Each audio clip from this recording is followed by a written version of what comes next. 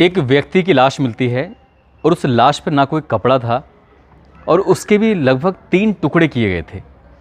जब ये लाश मिलती है, लोगों को इस बात की भनक लगती है, लोगों तक ये सूचना पहुंचती है, तो लोग फिर सुनकर हैरान थे, परेशान थे, ये सोचकर कि कोई इतना निर्दयी कैसे हो सकता है।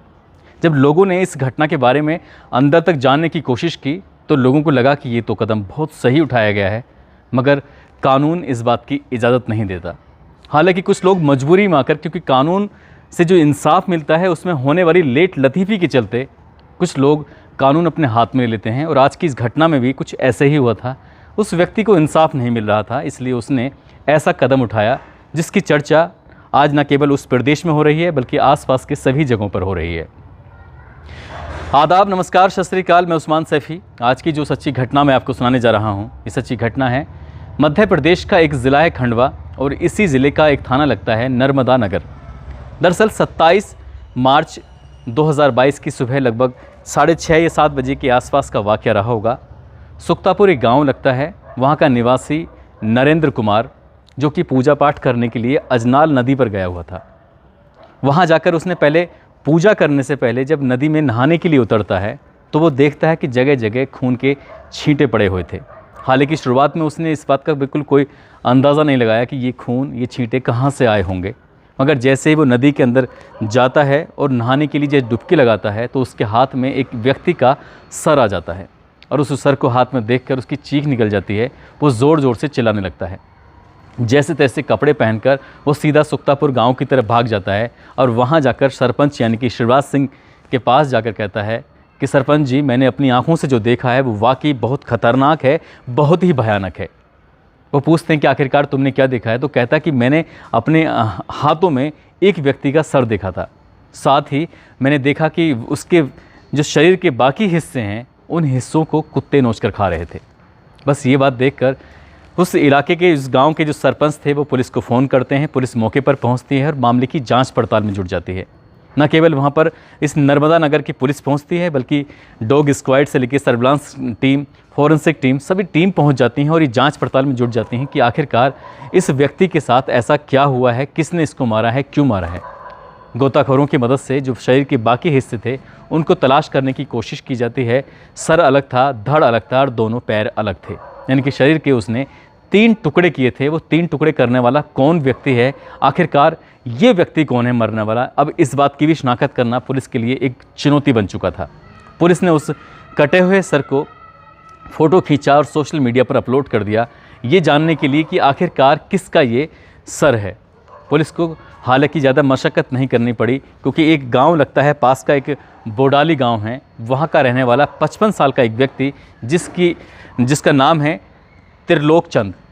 त्रिलोक चंद का ये सर है और त्रिलोक चंद की उम्र लगभग 55 साल के आसपास बताई जा रही थी।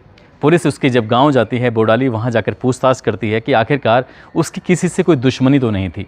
पता चलता है कि लगभग 12 साल पहले उसकी पत्नी उसको हमेशा के लिए छोड़कर चली गई थी और वो यहाँ पर अकेला रहता था। अब अकेले व्यक्ति की किससे क्या दुश्मनी है, गाँव में जब अलग अलग लोगों से पूछताछ की जाती है तो पता चलता है कि वो एक सीधे स्वभाव का व्यक्ति है, ना ही उसकी किसी से कोई दुश्मनी है, ना ही वो किसी से कोई रंजिश रखता था। पुलिस के लिए वाकई चुनौती बन चुका था कि आखिरकार इस व्यक्ति को कौन मारेगा और इतनी बुरी तरह से क्यों मारेगा।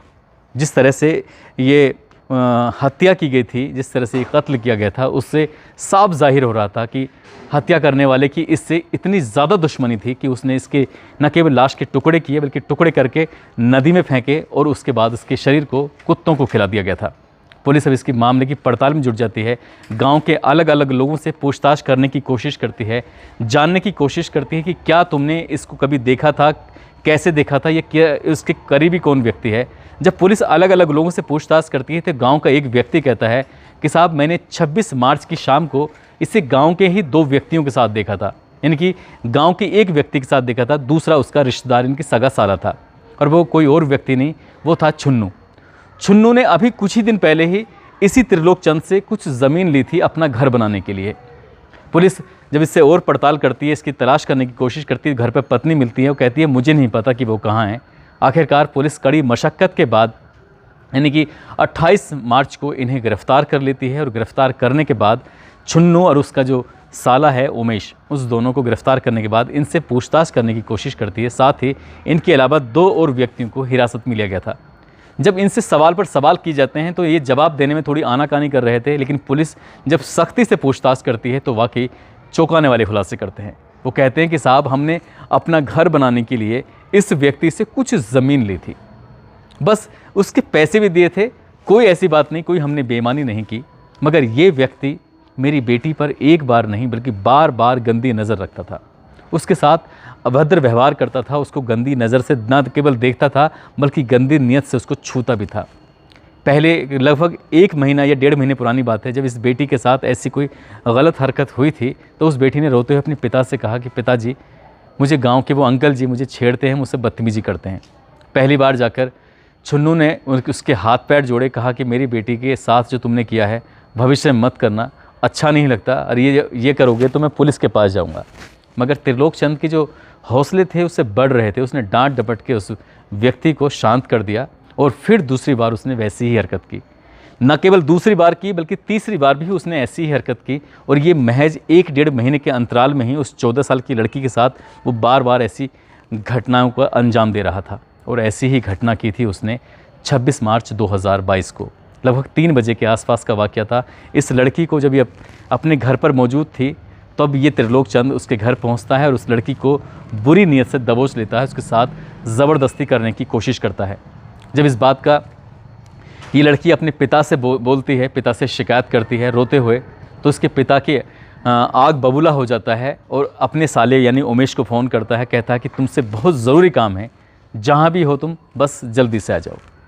इसके बाद उसका साला उमेश आता है और इत्तेफाक से उसी शाम को ये त्रिलोक चंद भी ने कहीं बाहर से घूम के आ रहा था, बाइक पर उसे बीच में बिठाते हैं और बीच में बिठाने के बाद सीधा अजनाल नदी की तरफ लेके जाते हैं और साथ में लेके जाते हैं कुल्हाड़ी और साथ में लेके जाते हैं एक हाशिया।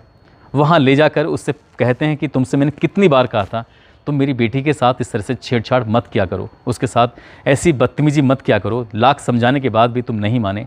उसके बाद न केवल उसके शरीर के अलग अलग 3 हिस्से किए बल्कि उसकी लाश को ऐसी जगह फेंका जहाँ से कुत्ते उसके शव को नोच नोच कर खाने लगे। हालांकि पुलिस ने यानी कि उस इलाके के जो एसपी हैं विवेक सिंह, उन्होंने इन आरोपियों के विरुद्ध गंभीर धाराओं में मुकदमा दर्ज कर लिया है। हालांकि प्रथम दृष्टया 2 लोगों की भूमिका इसमें डायरेक्ट पाई जाती है बल्कि 2 की इसमें इनडायरेक्ट भूमिका पाई जाती है। पुलिस इस मामले की अभी जांच पड़ताल में जुटी हुई है। जो भी इस लड़की के पिता ने किया है वो वाकई गलत है, लेकिन गोपनीय रूप से या कह सकते हैं कि पर्दे के पीछे लोग इस बात की सराहना कर रहे हैं कि कानून जब इंसाफ देता है तो इंसाफ मिलने में सालों साल लग जाते हैं। उसने अपनी बेटी को बहुत कम समय में न केवल इंसाफ दिया है लेकिन लोगों को एक मैसेज भी दिया है कि बुरे करने वालों के साथ ऐसे ही बुरा होगा। हालांकि इस इलाके के जो एसडीओपी हैं राकेश पौंड्रो, वो कहते हैं कि इन आरोपियों के विरुद्ध मुकदमा दर्ज कर लिया गया है। इन्हें ऐसा कदम नहीं उठाना चाहिए था। यदि कोई बात थी, कोई शिकायत थी तो वो नर्मदा नगर थाने में फ़ोन करके या फिर शिकायत करके या एफआईआर दर्ज करा के इस आरोपी को कड़ी से कड़ी सज़ा दिलवाने में कोशिश करते। लेकिन जिस तरह से इन्होंने ये कदम उठाया है वो वाकई बहुत गलत कदम उठाया है, और साथ ही जिस तरह से उन्होंने उसकी हत्या की है, उसके शरीर के 3 टुकड़े किए हैं, इससे लगता है कि ये rare of the rare case है। इन आरोपियों को कड़ी से कड़ी सज़ा दिलाने की पुलिस कोशिश करेगी। दोस्तों, इस कहानी को, इस घटना को सुनाने का उद्देश्य किसी को परेशान करना नहीं है, किसी का दिल दुखाना नहीं है, बल्कि आपको जागरूक करना है, आपको सचेत करना है। आप जहाँ भी रहें अपना ख्याल रखें, सुरक्षित रहें। जय हिंद, जय भारत।